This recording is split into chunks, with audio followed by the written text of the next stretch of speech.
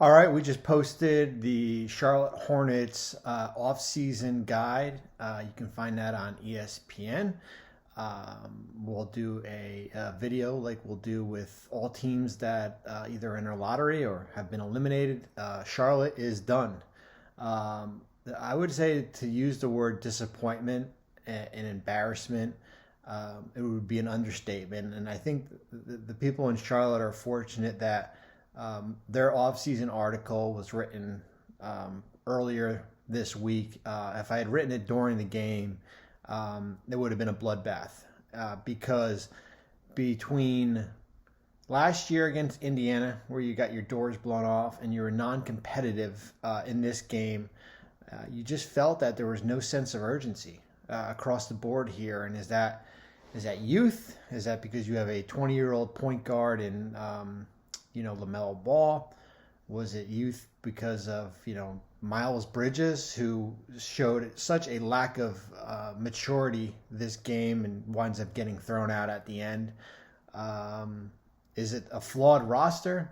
And when I wrote about the Hornets here, I kind of compared them a little bit to Memphis, where they built the roster the right way with the draft. When you look at Bridges, Ball, PJ Washington, free agency, Kelly Oubre, fringe moves, certainly, the Terry Rozier signing trade, Mason Plumlee, who really looks shot right now, and I think that's going to be a main focus point as far as upgrading that center position here. And they've done it the right way, and sometimes doing it the right way is not enough. And that's what the Hornets are going to have to address this offseason, as far as how do you go from good, and I'm not saying you got to go to great, but how do you go to good to becoming a team that competes for a top 6 spot or competes just in the play-in tournament here? And the inconsistencies that we saw all year, 10 multi-game losing streaks, reared its ugly head, and it's a shame because Charlotte had played good basketball towards the tail end of the season. If you watch that Brooklyn game from a few weeks ago, I mean, that's as good as have you seen as far as feisty, comeback, competitiveness. I didn't see that at all against Atlanta. I didn't see that at all against Indiana. And so now you go into the offseason here, and I think I didn't touch on it, but I think the first thing that the ownership in the front office is going to have to figure out, and James Borrego is a really good coach, but they're going to have to figure out, all right, we've got 2 years of this outlier here of non-competitiveness. Is it the roster, as I said? Is it a lack of preparation? And I think it certainly will start with the head coach as far as from an evaluation standpoint, and I would expect him to be back, but that's where it's going to be trickled down. And I think there's going to have to be a 48-hour cooling off period, because I think there are a lot of people in that front office in Charlotte.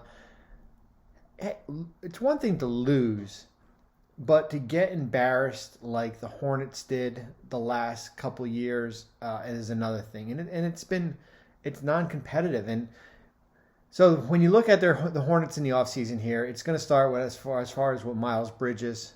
He's a restricted free agent. They're going to tender him a 1-year qualifying offer that will make it. They'll be able to match offers. And now it's based on what the price tag is. He's not a max player. I'm sorry. That's the reality of it here. And he is one of the top free agents out there. And he's him and DeAndre are the top restricted free agents here. But he turned down 4 years, $60 million, or as Brian Windhorst reported back in October, he's going to see a greater pay raise, but it's not going to be a max contract. And I think this game here, and I know you have to look at the whole body of work, max players are franchise level players that you can build a roster around. And I think Miles Bridges is a nice complementary piece here. The question is that how much of a bitter taste does this leave in Mitch Kupchak's mouth, Michael Jordan's mouth, as far as what you want to sign him for? And my number for him was probably 5 years, 120 probably somewhere where John Collins came in, 23, 24 per a year, but it's certainly not going to be, 31, $32 million as far as from a max standpoint. And Bridges has been great this year. I mean, career highs in points, rebounds, assists, steals, blocks, top 10 among 52 players that attempted 250 plus drives this year.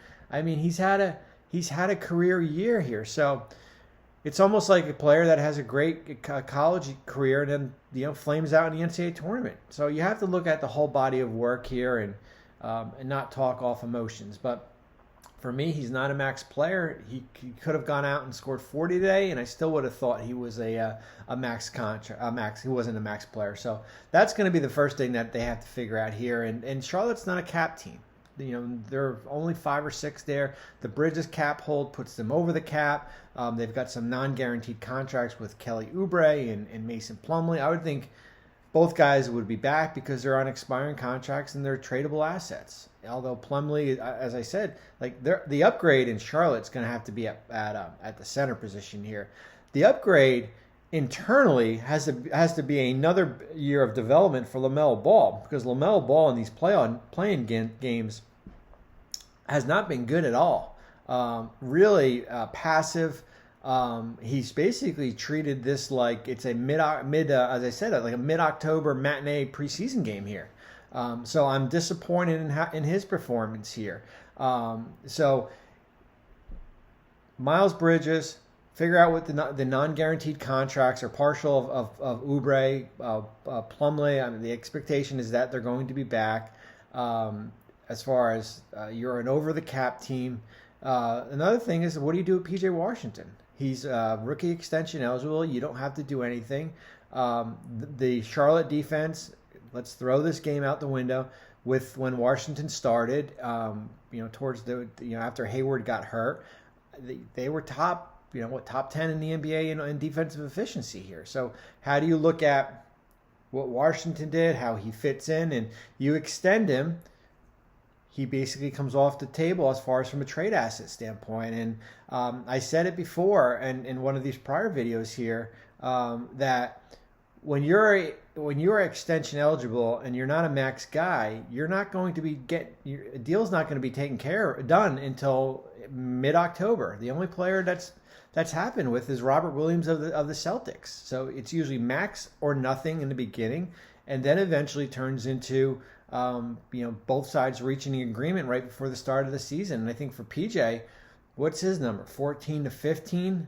What's happening is the Mikal Bridges contract in Phoenix is basically the 4 years, 90 plus, good contract for both sides. But teams are going to be looking at it and be like, well, Phoenix has Mikal Bridges on a $20 plus $1 million contract. I'm not going more than that. Same with Robert Williams in Boston, 4 years, 50 plus for the center market, $12-13 million here. So those type of deals have set the bar as far as what to expect here. So I do think PJ Washington is a priority in Charlotte, but I don't see it getting taken care of as far as right off the bat as far as first day of free agency. I think that's going to be a longed out process. They've got a lottery pick that will be probably either around 13 or 14, depending what happens with Atlanta on Friday. So they've got their pick this year. Their pick goes to Atlanta next year. That's protected. That's part of the draft night trade with the Knicks. Knicks eventually sent that to Atlanta for Cam Reddish. So they do have their own first round pick this year to use, or maybe they use it in a draft night trade, and there's an established center out there. So those are your resources. We'll go through it right here. As I said, we're not going to do books on tape. I mean, your team you need a starting center. You need a healthy Gordon Hayward. I mean, there's a missing person alert out for Gordon Hayward here, as far as he has not finished a season in 2 years. He's missed 58 games. He's got 2 years left at $60 million. What do you do with Gordon Hayward? Do you just keep your fingers crossed and hopefully that he returns healthy?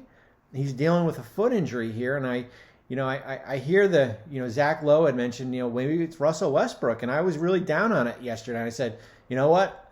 I wouldn't want Russell Westbrook in with LaMelo Ball, and shit, I was wrong. I mean, Russell Westbrook at least plays with heart, like I didn't see any heart from this group here. So that's the big thing. What happens with Gordon Hayward? We forget about him. Healthy Hayward, need a backup point guard. They need James Bouknight, to their lottery pick last year, to develop into a rotational player. I mean, those are your priorities there, and as far as your internal growth. And then the resources. You've got your own free agents. You got Bridges and Montrezl Harrell. LaMelo, another year of development. You've got a lottery pick and 2 seconds. You have 10 players earning between $21.5 and $1.8 million. You do have tradable contracts. You've got your regular exceptions to sign players, your mid-level, your biannual. You've got cash to send out in the deal. So there are resources there to continue this grow. The big question is that if you're ownership, you're thinking, are we capped out, or is this the upside of this current group, or are we going to have to do something? And I do think you need a cooling off period, because can you imagine? I'm angry, I'm disappointed. You can imagine what those people in Charlotte are right now. So the offseason guide for the Hornets is up. You can go read it. You're probably like, man, this guy was really nice to him. This team just lost by 30. Big picture approach, right? I think you have to look at the whole year. It was a successful regular season when you go 43 and 39, but the inconsistencies of multiple games of losing either back-to-backs or long losing streaks hurt this team from being maybe the 6th seed, or maybe hosting a home playoff game, to being the 10th seed in consecutive years.